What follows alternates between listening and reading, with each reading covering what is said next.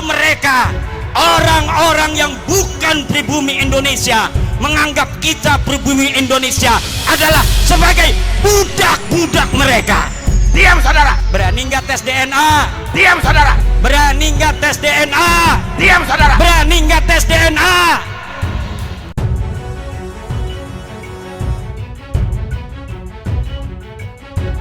Assalamualaikum warahmatullahi wabarakatuh. Saudaraku yang dirahmati Allah. Kiai Imaduddin mendapat dukungan dari berbagai kalangan umat. Terbaru Kiai Imaduddin mendapat dukungan dari mantan-mantan Mukibin Kabid yang telah menyadari kesalahannya selama ini. Banyaknya Mukibin yang kembali ke jalan yang benar ini menunjukkan jika apa yang disampaikan Kiai Imaduddin benar-benar ilmu yang didasarkan pada data-data valid.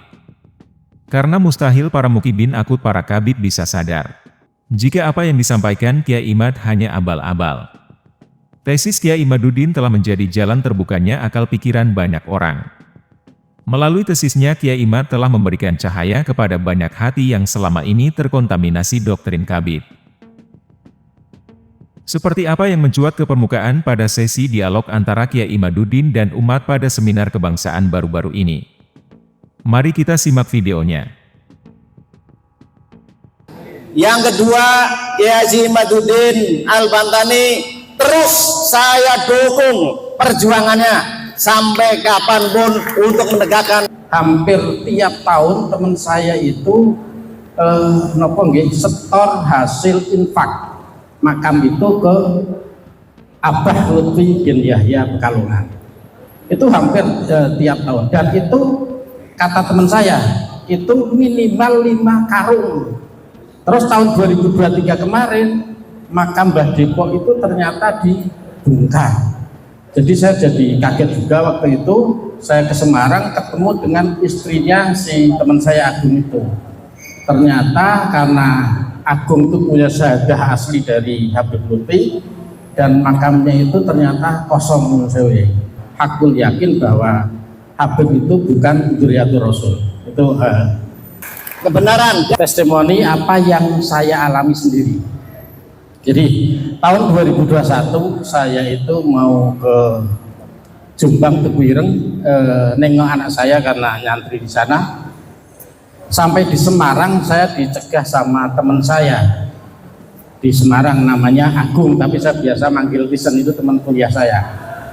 Terus ternyata si Agung tadi yang dulu teman kuliah saya sekarang jadi juru kunci makam. Namanya Raden Tumenggung siapa, terkenal makam Mbah Depok di Semarang, di Kampung Petempen. Monggo saged dipun pirsani teng Facebook teng YouTube wonten. Terus saya karena tahun 2021 belum rame, saya ziarah di makam itu. Habis itu saya ke Jombang, 3 bulan setelah itu teman saya tiba-tiba jatuh sakit dan akhirnya 2 minggu kemudian meninggal teman saya itu. Tetapi beberapa hal yang dapat saya sampaikan di sini, waktu saya ketemu dengan teman saya itu hampir tiap tahun teman saya itu setor hasil infak makam itu ke Abah Lutfi bin Yahya Pekalongan. Itu hampir tiap tahun, dan itu kata teman saya itu minimal 5 karung hasil infak itu.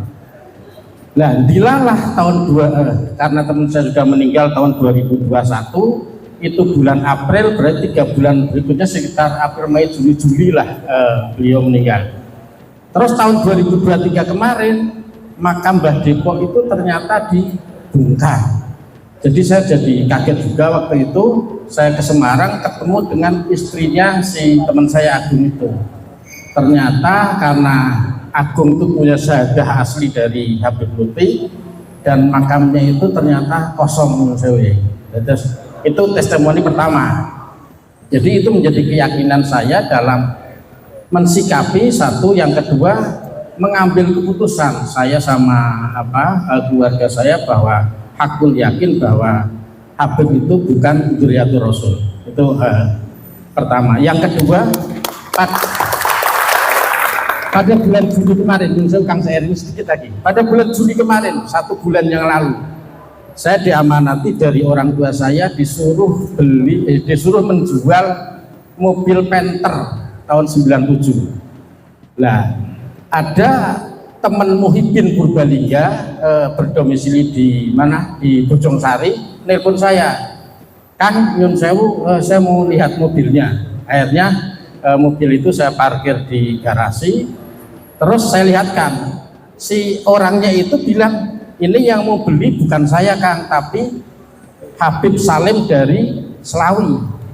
Nah, akhirnya karena Habib saya tetap hormat, karena saya pernah punya guru, Habib Lutfi itu guru saya tahun 87 sampai tahun 90 waktu saya aliyah, saya mondok di pondok pesantren Ribatul Mutalimin di Pekalongan, di Nahrawi.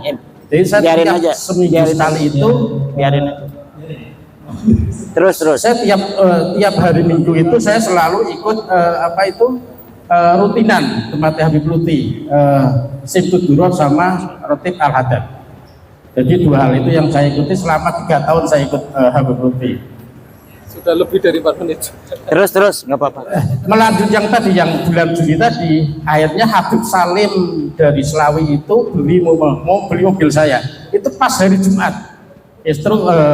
Saksinya ada istri saya, ada Muhyiddin yang dari Bojongsari namanya Cak Husen. Terus waktu sholat Jumat, saya bilang, Beb ini Jumat, tolong Jumatan dulu bareng-bareng gitu. Ternyata Habib Salim itu bilang musafir gitu. Dari Selawi ke sini, saya bilang itu terserah ente Beb, monggo musafir atau tidak, yang penting saya sudah mengingatkan. Habis Jumatan saya ngasih makan, saya kasih makan, saya belikan makan, itu ngobrol sampai lebih dari jam 4, artinya sudah waktu asar sudah selesai. Artinya di situ ada Habib, ada Cak Husen yang memang tidak sholat Jumat, tidak zuhur sampai asar. Dua hal itu yang menjadikan keyakinan saya bahwa ternyata memang nggak mungkin kalau dzurriyyah Kanjeng Nabi itu syariat tidak melakukan. Jadi pasti itu bukan dzurriyyatur Rasul. Jadi begitu. Assalamualaikum warahmatullahi wabarakatuh. Yang ketiga, saya sepakat dengan pertanyaan bagaimana dengan kalau saya tidak mengatakan PBNU, saya akan mengatakan dengan Kiai Miftahul Akhyar. Satu. Yang kedua dengan pondok pesantren yang ada di Sidogiri. Yang ketiga dengan pondok pesantren yang ada di Jawa Timur, Kediri. Dan bagaimana menyikapi seorang kiai dan anak buahnya yang umatnya ribuan juga masih tetap tidak ke Kiai Imad, juga tidak ke Kiai Habib. Yang kedua, Kiai Haji Imaduddin Al-Bantani, terus saya dukung perjuangannya sampai kapanpun untuk menegakkan kebenaran. Pertama, terima kasih saya ucapkan kepada Sahibul Wilayah Kiai Wahid dan atas doa-doanya. Ini adalah merupakan sebuah alamatun min alamatil khair bagi saya, bahwa memang apa yang saya lakukan itu dinilai oleh tokoh masyarakat ada manfaat yang bisa diambil oleh banyak orang. Buktinya adalah dari pernyataan Kiai Wahid tadi.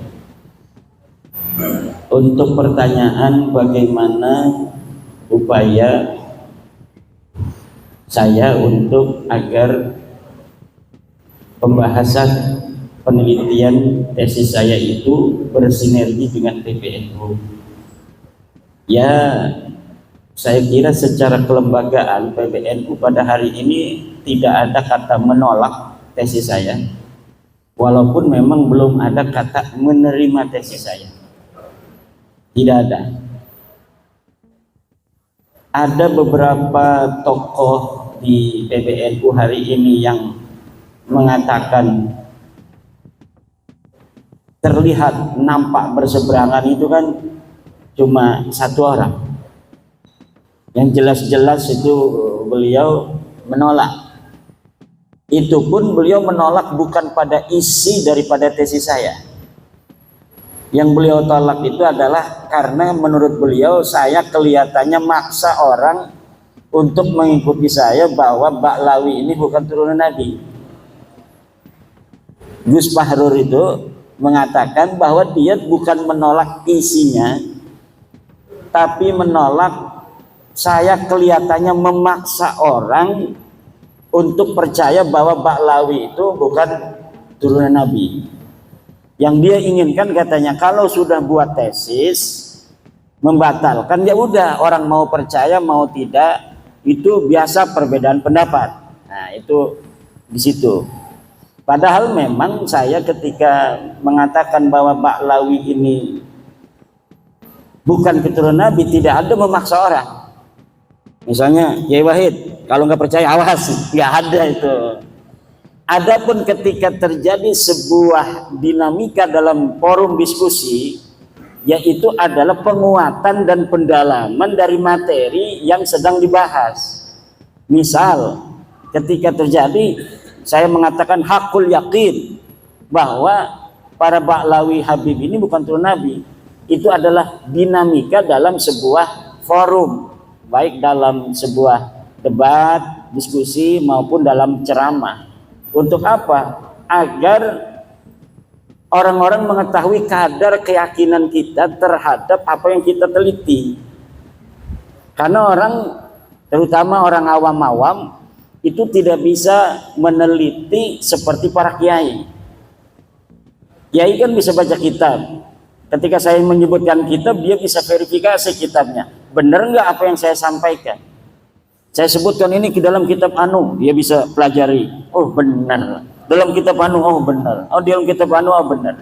Tapi untuk masyarakat awam yang lain cukup dengan kata-kata bahwa saya bertanggung jawab dunia dan akhirat bahwa Ba'lawi ini bukan cucu Nabi. Jadi ada apa namanya itu perbedaan di dalam tekanan dalam bagaimana kita memberikan sebuah keyakinan kepada audien bahwa apa yang kita teliti ini berdasarkan daripada keyakinan secara ilmiah yang saya yakini gitu. Jadi itu di PBNU. Bahkan saya apa namanya itu kan di PBNU masih teman-teman di LBM itu banyak yang mendukung, bahkan ada yang mengatakan hampir 98% mereka semua mendukung dari bahwa memang harus ada verifikasi bagi setiap saja orang yang mengaku keturunan Nabi.